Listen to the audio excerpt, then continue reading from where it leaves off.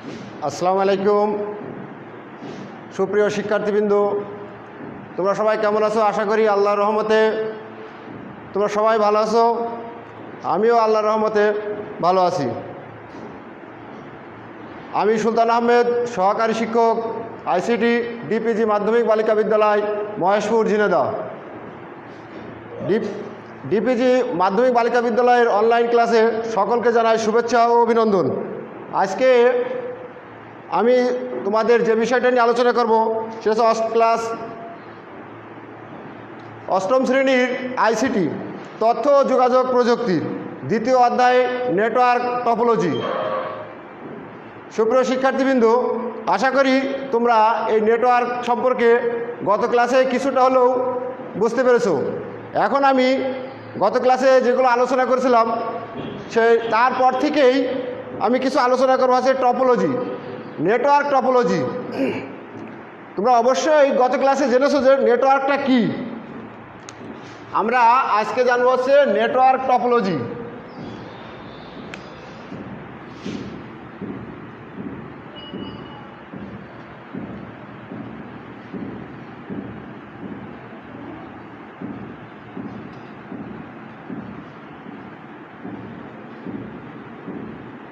Net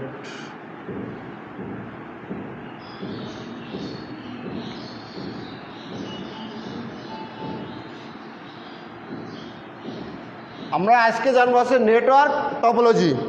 অবশ্যই network সম্পর্কে তোমরা গত ক্লাসে বুঝতে পেরেছো। তারপর আমি আরেকটা বাস্তব জীবনের কিছু উদাহরণ দিয়ে তোমাদের ক্লাস শুরু করব। নেটওয়ার্কটা আসলে কি?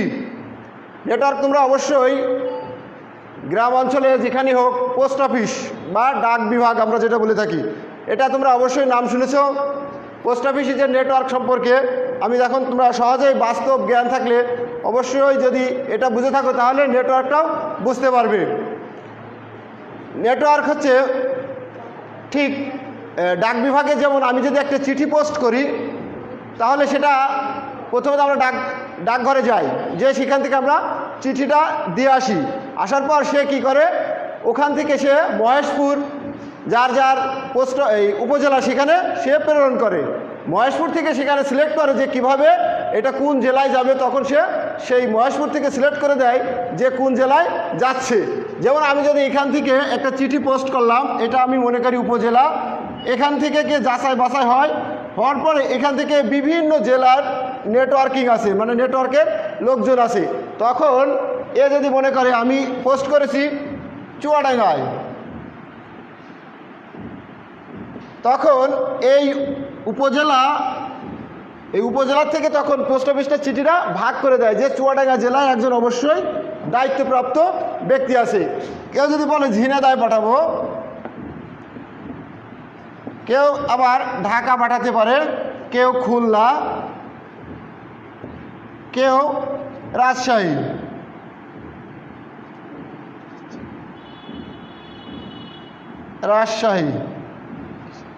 এখন এখান থেকেই আমাদের এই চিঠিটা তখন কি হয়, সিলেক্ট হয়ে যায় যে কোন জেলায় যাবে। তারপরে চুয়াডাঙ্গা যাওয়ার পরে আমরা গ্রাম পোস্ট তখন দেখি ওখান থেকে ঠিক একই কায়দা। যদি এখান থেকে আমরা কি, এটা অবশ্যই উপজেলা থেকে যে ব্যক্তিটা থাকে অবশ্যই এটা কি একটা নেটওয়ার্কের অন্তর্গত, কারণ সে নেটওয়ার্ক ছাড়া এখানে যে ব্যক্তিটা এই চিঠিটা যখন এখানে যাচ্ছে অবশ্যই কি হচ্ছে যে আদান প্রদান হচ্ছে, চিঠি আদান প্রদান, তথ্য আদান প্রদান। আমি আগেই গত ক্লাসে তোমাদের বলেছি যে 2 বা ততোধিক ব্যক্তি বা 2 বা ততোধিক কম্পিউটার যদি কোনো কিছু তথ্য, অবশ্যই সেটা তথ্য আদান প্রদান করতে হবে, তখন সেটা নেটওয়ার্কিং হবে বা নেটওয়ার্ক হবে। ঠিক একই কায়দায় আমরা যদি উপজেলা এই ডাক বিভাগটাকে আমরা কল্পনা করি, নেটওয়ার্ক সম্পর্কে তোমরা কিছুটা হলেও ধারণা পাবে। তো এখন আমি ঠিক নেটওয়ার্ক টপোলজি পড়াবো। সেই নেটওয়ার্ক টপোলজিটা কি আগে আমরা জানবো যে নেটওয়ার্ক টপোলজিটা কাকে বলে। তাহলে নেটওয়ার্ক সম্পর্কে তোমরা কিছুটা হলেও অনুধাবন করতে পেরেছো। এখন আমরা জানবো টপোলজিটা কি। এই টপোলজিটা হচ্ছে নেটওয়ার্কভুক্ত কম্পিউটারগুলোর অবস্থানগত বিন্যাসকে আমরা নেটওয়ার্ক টপোলজি বলি। কি বললাম? নেটওয়ার্কভুক্ত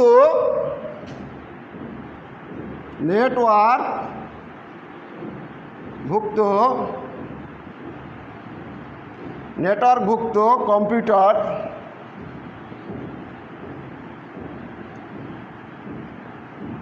নেটওয়ার্কভুক্ত কম্পিউটারগুলোর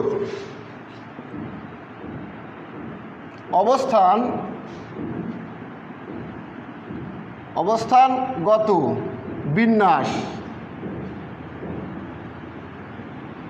বিন্যাসকে নেটওয়ার্ক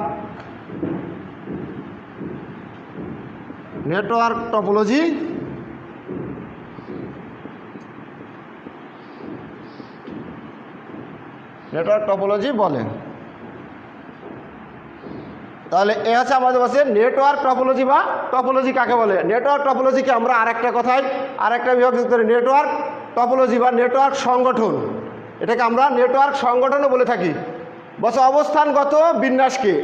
প্রিয় শিক্ষার্থীবৃন্দ, তোমরা অবশ্যই জানো যে যদি তোমরা মনে করো একটা বিল্ডিং তৈরি করবে, তাহলে অবশ্যই সেখানে স্কুলের মতো তোমরা নকশা তৈরি করবে না, কারণ স্কুলের একটা অবশ্যই কাঠামো আলাদা, অবস্থান আলাদা। তোমাদের যখন একটা বিল্ডিং তৈরি করবে তখন অবশ্যই সেই নকশাটা অবশ্যই আলাদাগত হবে। সেটা যদি অবস্থানগত বিন্যাস, মানে সেটা যদি অবস্থানগত ভিন্ন ভিন্ন পদ্ধতি, এক একজন বিল্ডিং এক এক কায়দায় তৈরি করে। যখন আমরা একটা বিল্ডিং তৈরি করব, অবশ্যই সেটা নকশা আমরা নিজেরাই তৈরি করি না, কাউকে দিয়ে অবশ্যই তৈরি করে নিই।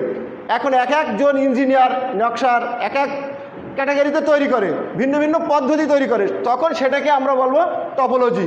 তার মানে এই টপোলজি হচ্ছে, আমরা গত ক্লাসে পড়েছি প্যান, তারপর হচ্ছে ল্যান, 3 নম্বর আছে ম্যান, 4 নম্বর অন।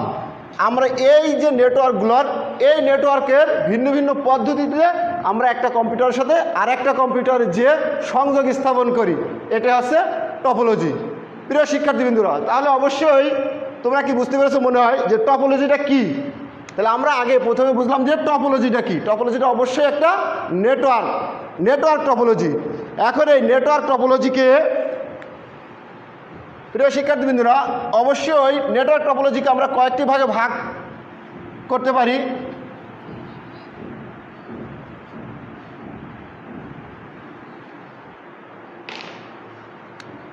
নেটওয়ার্ক টপোলজির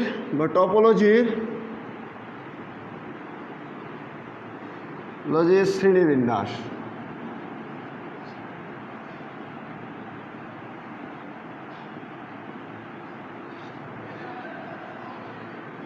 আমরা সাধারণত তোমাদের প্রিয় শিক্ষার্থীবৃন্দ, তোমাদের বইতে অবশ্যই টপোলজি আছে, তোমাদের বইতে 5 প্রকারের, কিন্তু আমি আরও দেখলাম যে আরেকটা টপোলজি অবশ্যই তোমাদের সেটা প্রয়োজন। সকল টপোলজিকে মিলে যেটা তৈরি হয় সেটাকে আমরা তৈরি হয়েছে, সেটা হাইব্রিড টপোলজি বলা হয়। তা আমরা প্রিয় শিক্ষার্থীবৃন্দরা, তোমাদের পাঠ্য বই যেসব আছে হচ্ছে বাস টপোলজি,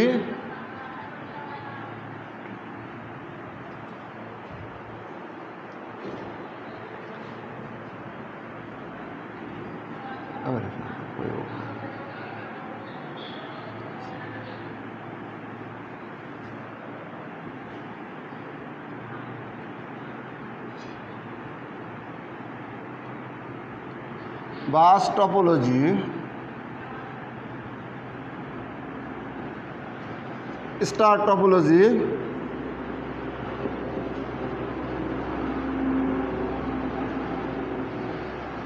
3 নম্বর আছে রিং টপোলজি,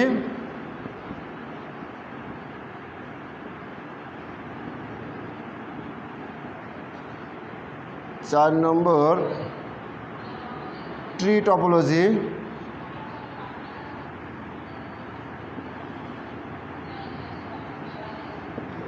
5 নম্বর আছে ম্যাশ টপোলজি।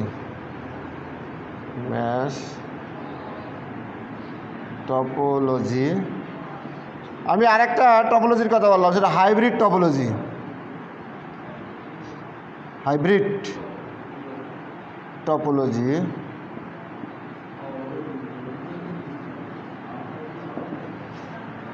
সাধারণত ওই টপোলজিকে আমরা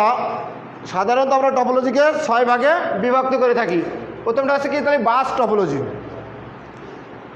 প্রিয় শিক্ষার্থীবৃন্দরা, টপোলজি হচ্ছে 1 নম্বর বাস টপোলজি, 2 নম্বর হচ্ছে স্টার টপোলজি, 3 নম্বর রিং টপোলজি, টি টপোলজি আর মেশ টপোলজি এবং হাইব্রিড টপোলজি। প্রিয় শিক্ষার্থীবৃন্দরা, তোমরা অবশ্যই এই টপোলজি সম্পর্কে আগেও নাম শুনেছ। যাক, এখন আমি বাস টপোলজি নিয়ে আলোচনা করব। বাস টপোলজিটা কি, কেমন, সেটা নিয়ে আলোচনা করব।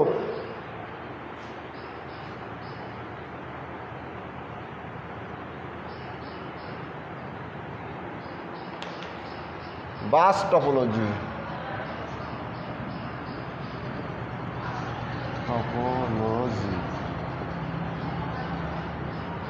প্রিয় শিক্ষার্থীবৃন্দরা, তোমরা খেয়াল করো, আমি একটা চিত্র আর্ট করছি বাস টপোলজির।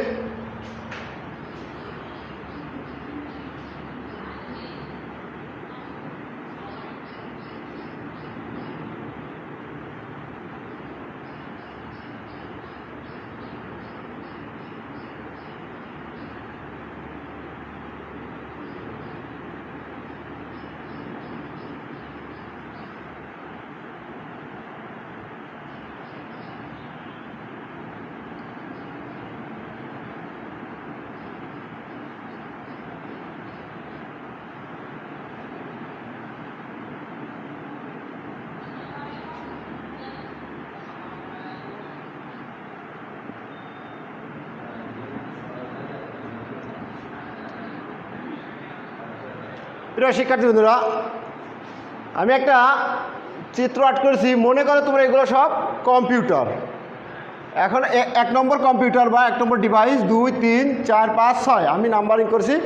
এটা একটা বাস টপোলজি আর্ট করেছি। এখন বাস টপোলজিটা বাসের মতোই দেখতে প্রায়, এটাকে বাস টপোলজি বলা হয়। এই বাস টপোলজির সুবিধা কী আর অসুবিধা কী, আমরা এখন এই সুবিধা আর অসুবিধা পড়বো। এই বাস টপোলজিতে প্রধানত একটি মেন লাইন আছে বা ব্যাকবর্ন বলা হয়। এটাকে বলা হয় ব্যাকবর্ন, মেন ব্যাকবর্ন। এই বাস টপোলজি যদি এই হোস্ট, এটাকে বলা হয় প্রথমত হোস্ট কম্পিউটার। এই হোস্ট কম্পিউটার যদি মনে করে যে আমি একটা তথ্য 4 নম্বর কম্পিউটারকে দেব, তখন এখান থেকে উনি অবশ্যই এখানে তথ্য সেন্ড করার সাথে সাথে প্রত্যেকটা কম্পিউটারই সেই তথ্য পাবে, কিন্তু সেই তথ্যগুলো উপেক্ষা করে যাকে উদ্দেশ্য করে আমি পাঠাবো সেই শুধুমাত্র গ্রহণ করবে। প্রত্যেকটা তথ্যই এই প্রত্যেকটা কম্পিউটার সেই তথ্য পাবে, কিন্তু যার আমি নির্দিষ্ট করে দেব, আমি মনে করলাম এখান থেকে এরা আমি দিলাম হচ্ছে 4 নম্বর কম্পিউটারে, তাহলে অবশ্যই সে 4 নম্বর কম্পিউটারটা অবশ্যই পাবে, কিন্তু এই তথ্যটা অবশ্যই প্রত্যেকটা কম্পিউটারে যাবে, প্রেরণ হবে।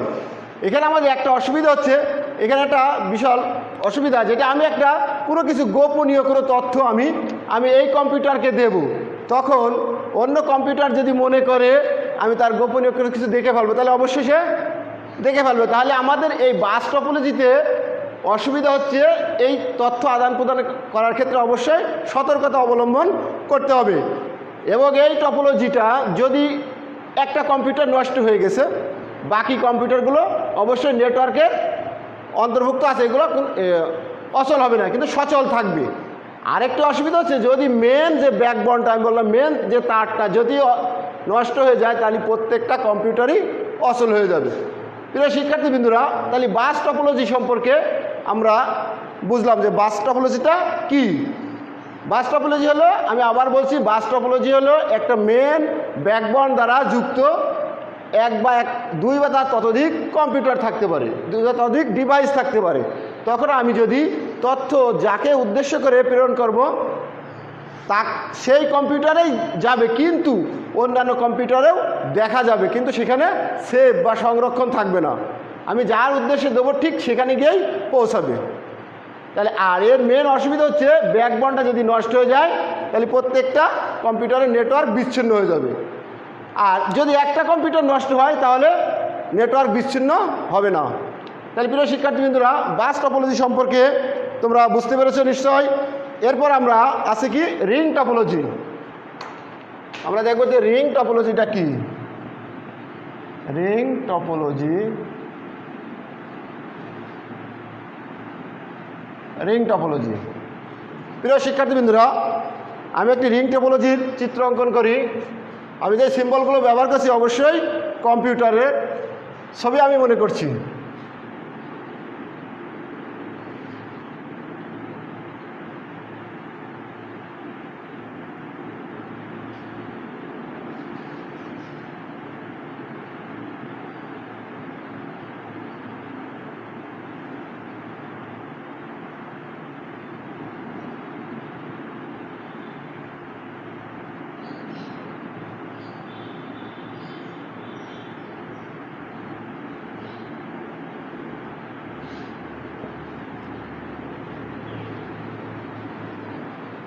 অবশ্যই এটা রিং টপোলজি নাম হয়েছে, দেখতে ঠিক রিংয়ের মতোই, এটা অবশ্যই রিংয়ের মতো দেখতে এই টপোলজিটা। নাম শুনেই তোমরা বুঝতে পারছো রিং টপোলজি গোলাকার বৃত্তের মতো, গোলাকার এবং বৃত্তের মতো ছবিতে। এটাকে কম্পিউটারে একটি কম্পিউটার আরও দুইটি কম্পিউটারের সাথে যুক্ত, প্রত্যেকটা কম্পিউটার দুইটি কম্পিউটারের সাথে যুক্ত আছে। আমি যদি মনে করি এটা হোস্ট কম্পিউটার, তাহলে এর সাথে যুক্ত আছে এই কম্পিউটার, এর সাথে যুক্ত আছে এই কম্পিউটার। আবার আমি যদি এটাকে হোস্ট মনে করি, তাহলে এটার সাথে যুক্ত আছে এই কম্পিউটার, এটার সাথে যুক্ত আছে এই কম্পিউটার। আবার এটার হোস্ট মনে করলে এটার সাথে এটা যুক্ত আছে, এটার সাথে এটা আছে। প্রত্যেকটা কম্পিউটার দুইটা কম্পিউটারের সাথে যুক্ত আছে।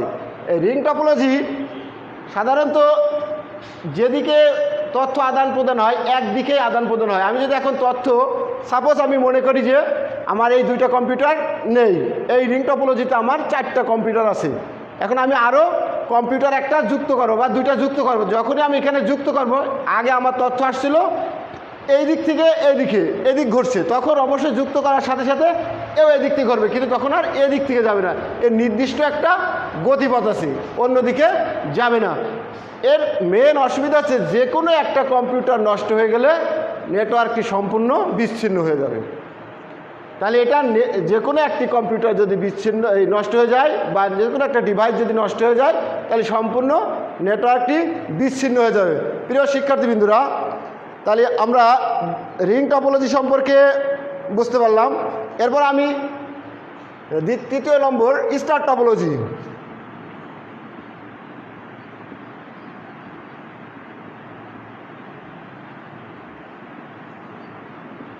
স্টার টপোলজি, এই প্রত্যেকটা টপোলজিতে নামের সাথে অনেকটাই মিল আছে, প্রত্যেকটা টপোলজির নামের সাথে অনেকটাই মিল আছে।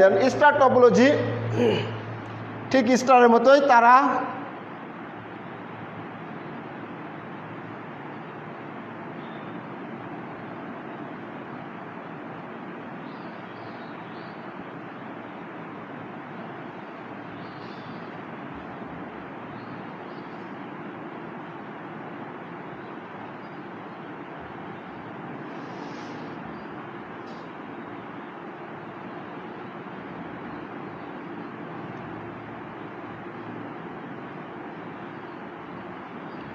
আমি 1 2 3 4 5 আমি 5টা কম্পিউটার নিয়ে একটি স্টার টপোলজি তৈরি করলাম। স্টার টপোলজির আমরা সাধারণত যে সকল নেটওয়ার্কে খুব সহজে অল্প সময়ের ভিতরে যদি নেটওয়ার্ক স্থাপন করতে চাই, তাহলে আমরা সবাই স্টার টপোলজি ব্যবহার করে থাকি এবং খুব স্বল্প মূল্য তাড়াতাড়ি খুব সহজেই এই স্টার টপোলজির নেটওয়ার্কটা আমরা স্থাপন করতে পারি। স্টার টপোলজিতে সাধারণত কেন্দ্রে একটা হাব বা সুইচ থাকে, একটি হাব বা সুইচ থাকে, কেন্দ্রে একটি হাব বা এই সুইচ দ্বারা প্রত্যেকটি কম্পিউটারের সাথে যুক্ত। এটার মেন অসুবিধা যদি এই মেন বা যদি অতি শক্তিশালী মেন কম্পিউটারটা বা সুইচ বা হাবটা যদি নষ্ট হয়ে যায়, তাহলে প্রত্যেকটা কম্পিউটারই আর সংযোগ দেওয়া সম্ভব হবে না। কিন্তু যদি একটা কম্পিউটার নষ্ট হয়ে যায়, তাহলে অন্যটাই তথ্য খুব সহজ হবে। এখন এখানে এই সুইচ আর হাব যে কোনো একটি ব্যবহার করা যেতে পারে, তবে আমরা সচরাচর সুইচ ব্যবহার করি না, কারণ হচ্ছে সুইচের আর হাবের মধ্যে পার্থক্য আছে। সুইচ হচ্ছে আমি যদি একটা জিনিস কম্পিউটার এখান থেকে আমি একটা কম্পিউটার এর তথ্য প্রদান করব 4 নম্বর কম্পিউটারে, এই সুইচ তখন কি করবে, এই সুইচ তখন প্রত্যেকটা কম্পিউটারে প্রদান করে থাকবে। আর যদি আমি হাব ব্যবহার করে থাকি, তাহলে সহজেই আমি যাকে দেব তার মাধ্যমে যাওয়া সম্ভব। তাহলে আমাদের এখানে কিছু গোপনীয় কিছু তথ্য আদান প্রদান করা হয়ে থাকে, সেখানে আমরা অবশ্যই খেয়াল করব সুইচ। তবে বর্তমানে আমরা হাব ব্যবহার করে থাকি, কারণ বর্তমানে হাবের সহজে খুব কম সংখ্যক তার লাগে এবং কম সংখ্যক খুব সহজেই আমরা এটা কিনতে পারি। এজন্য হাবের মাধ্যমে আমরা সাধারণত এই হাবের মাধ্যমেই করে থাকি। এরপরে আমাদের আছে নেক্সট টপোলজি হচ্ছে টি টপোলজি। এরপরে আছে আমাদের টি টপোলজি।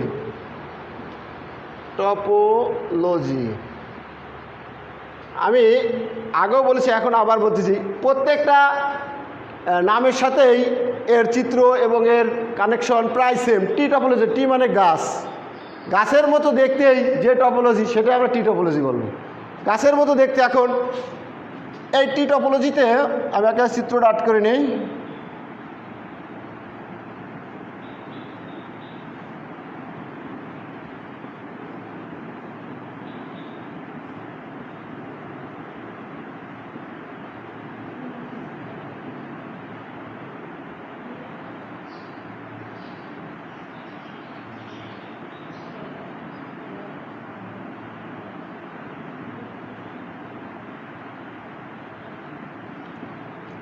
এখন প্রিয় শিক্ষার্থীরা, আমরা চিত্রের দিকে লক্ষ্য করি, টি টপোলজি ঠিক গাছের মতোই দেখতে। এটা যদি আমরা মূল ভাবি তাহলে এটা গাছের মতো দেখা যাচ্ছে। এখন এই প্রত্যেকটা কম্পিউটার, যদি আমি এটাকে 1 নম্বর কম্পিউটার 2, 3, 4, 5, 6, 7 যদি এটা মনে করে নিই, তাহলে এই কম্পিউটারটা যখন প্রত্যেকটা কম্পিউটার যদি এটা হোস্ট কম্পিউটার মনে করি, তখন অবশ্যই এই কম্পিউটারের সাথে 2টা কম্পিউটার যুক্ত আছে। ঠিক সেম একই কাজ আছে। যদি আমি 5 নম্বর কম্পিউটারকে হোস্ট মনে করি, তাহলে সে তথ্য প্রদান করছে 6 এবং 7কে। ঠিক 2 নম্বরকে হোস্ট মনে করলে সে তথ্য প্রদান করছে 3 এবং 4কে। তাহলে টি টপোলজির শুধু যে গাছের মতো হয় তা না, অন্য কাজাও হতে পারে। যদি আমরা মনে করি যে টি টপোলজি এভাবে করবো না, আমরা রিং টপোলজির মতো করবো, তাও তৈরি করা যাবে। কারণ এটা প্রত্যেকটা বলছে যে প্রত্যেকটা কম্পিউটার, হোস্ট কম্পিউটার অবশ্যই আরও 2টি কম্পিউটার সাথে যুক্ত থাকবে। টি টপোলজি, তাহলে আমরা বুঝতে পারলাম যে টি টপোলজি হচ্ছে কি। এই টপোলজি একটি মজার বিষয় হলো যে এটা অনেকগুলো স্টার টপোলজির সমন্বয়ে গঠিত হয়। আবার রিং টপোলজিতে আমি কি দেখলাম যে 2টা ইয়েতে গঠিত হয়। এখন আবার এই স্টার টপোলজির সাথে আমরা এটা তুলনা করতে পারি। যদি আমরা এটা হোস্ট কম্পিউটার এটা যদি আমরা হোস্ট কম্পিউটার মনে করি, তাহলে এটা কী করছে, অবশ্যই সুইচ বা হাবের মাধ্যমে দিয়ে আরেকটা যাচ্ছে। তাহলে আমাদের কয়টার সাথে যুক্ত হচ্ছে, 2টার সাথে। এটাও ঠিক, এটা যদি আমরা হোস্ট মনে করি, তাহলে এটা কার সাথে যাচ্ছে, এদিক থেকে যাচ্ছে, আবার এদিকে যাচ্ছে, 2টা কম্পিউটারের সাথে যুক্ত হচ্ছে। তাহলে আমরা প্রিয় শিক্ষার্থীবৃন্দরা টি টপোলজিটা বুঝতে পারছি। টি টপোলজি হচ্ছে একটি গাছের মতো দেখতে। এরপরে আমাদের আছে আরেকটি টপোলজি, সেটা হচ্ছে মেশ টপোলজি।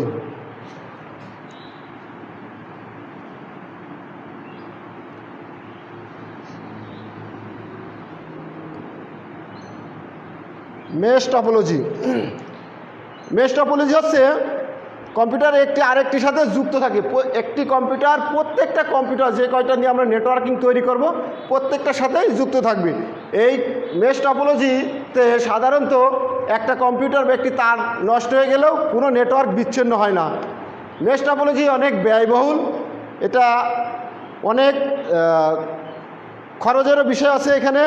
যদি আমরা এমন হতো যে একটি নেটওয়ার্ক, প্রতিটি কম্পিউটারে সরাসরি নেটওয়ার্ক অন্য কম্পিউটারগুলোর সাথে যুক্ত থাকে, তাহলে সেটিকে বলা যায় মেশ টপোলজি। মেশ টপোলজি আমরা একটা চিত্র আর্ট করি।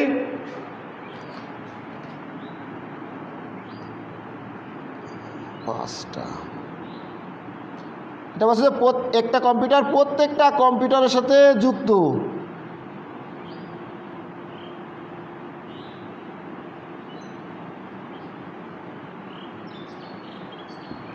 এখন এখান থেকে যদি এটা এখানে যুক্ত থাকে, এর সাথে এটা যুক্ত, আবার এটার সাথে এটাও যুক্ত, এটার সাথে এটা যুক্ত, ঠিক এটার সাথে যুক্ত, এটাও যুক্ত, এটার সাথে যুক্ত, এটার সাথে যুক্ত, আবার এটা এর সাথে যুক্ত, আবার এটা এর সাথে যুক্ত। তাহলে আমরা হচ্ছে মেশ কম্পিউটার, এই মেশ টপোলজিটা কি বুঝলাম, প্রত্যেকটা কম্পিউটারের সাথে সংযুক্ত। এখন আমার যদি এই কম্পিউটারের তারটা আমার সমস্যা হলো, তাহলে কি আমার নেটওয়ার্ক বিচ্ছিন্ন হয়ে যাবে? নিশ্চয় না। কারণ আছে বলছে যে প্রত্যেকটা কম্পিউটারের সাথে প্রত্যেকটা কম্পিউটারই যুক্ত থাকে। এই মেশ টপোলজি হচ্ছে আমরা সবচেয়ে ব্যয়বহুল এবং অনেক কষ্টসাধ্য করা। যাক, এখন আমরা যে এই টপোলজি সম্পর্কে আলোচনা করলাম, এরপর আমি বলেছি আরেকটা আছে যে হাইব্রিড টপোলজি। হাইব্রিড টপোলজি আছে সকল টপোলজি সমন্বয়ে গঠিত, হাইব্রিড টপোলজি বলা হয়। যাক প্রিয় শিক্ষার্থীবৃন্দরা, টপোলজি সম্পর্কে কিছুটা হলেও তোমরা হয়তোবা বুঝতে পেরেছ। যদি কোনো সমস্যা হয়ে থাকে অবশ্যই কমেন্টস বক্সে লিখবে, পরবর্তী ক্লাসে আমি সমস্যা সমাধান করার জন্য প্রস্তুত নেব, এবং সেটা অবশ্যই যুক্তিসম্মত প্রশ্ন হওয়া লাগবে। আমি এখন সংক্ষিপ্ত আকারে একটা জিনিস তোমাদেরকে বলে শেষ করব, সেটা হচ্ছে আমরা সচরাচর ব্যবহার করে থাকি যে জিনিসটা, প্রিয় শিক্ষার্থীবৃন্দরা, আমরা সচরাচর যে জিনিসটা ব্যবহার করে থাকি মডেম। আমরা বলি যে মডেমের নেটওয়ার্কের মাধ্যমে মডেমের প্রয়োজন হয়। এই মডেমটা আসলে কি?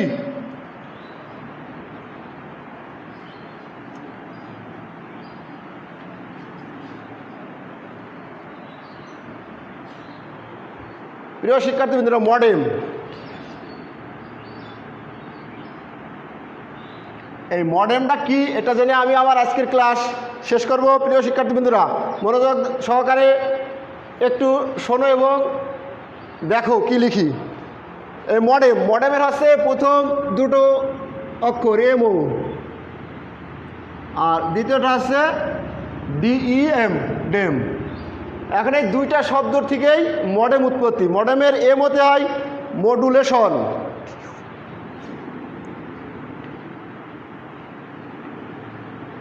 মডুলেশন, আর ডিইএম ডিমডুলেশন, ডিমডুলেশন।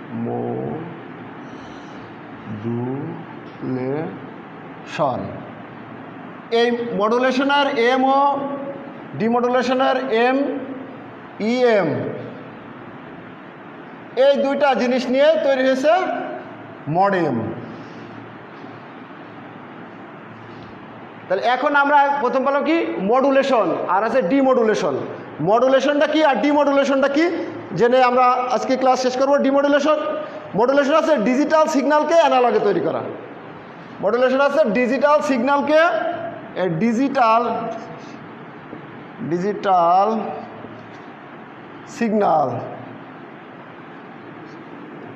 সিগন্যালকে আমরা সাধারণত আমরা এখন লিখছি না, ডিজিটাল সিগন্যালকে আমরা অ্যানালগ সিগন্যালে পরিণত করা। ডিজিটাল সিগন্যাল অ্যানালগ সিগন্যালে কীভাবে পরিণত করে আমি একটা উদাহরণ দিই। ডিজিটাল সিগন্যাল যখন আমরা মোবাইল ফোনে কথা বলি, আমরা যখন কথা বলছি এটা অবশ্যই অ্যানালগ। যখন এই ফোনের মাধ্যমে আরেকজন শুনছে ওইটা হচ্ছে ডিজিটাল। ডিজিটাল হচ্ছে ডিজিট, 0 এবং 1। ডিজিটাল শব্দটা এভাবে প্রয়োগ হয়, এভাবে আমাদের কাছে পৌঁছায় 0 1। ডিজিটাল শব্দটা আমাদের এভাবে পৌঁছায়। আর ডিমডুলেশন হচ্ছে অ্যানালগ সিগন্যালকে ডিজিটাল সিগন্যালে পরিণত করা। এ হচ্ছে আমাদের মডেমের সাহায্যে আমরা অনেকেই ইন্টারনেটের সব কাজগুলো করে থাকি। যাক, এ সম্পর্কে অনেক বিস্তারিত আছে। আমি আজকের ক্লাস তোমাদের এখানেই শেষ করছি। তোমরা যে যেখানে আসো সুস্থ থেকো, ভালো থেকো। সকলকে ধন্যবাদ জানিয়ে আজকের মতো আমি বিদায় নিচ্ছি। আল্লাহ হাফেজ।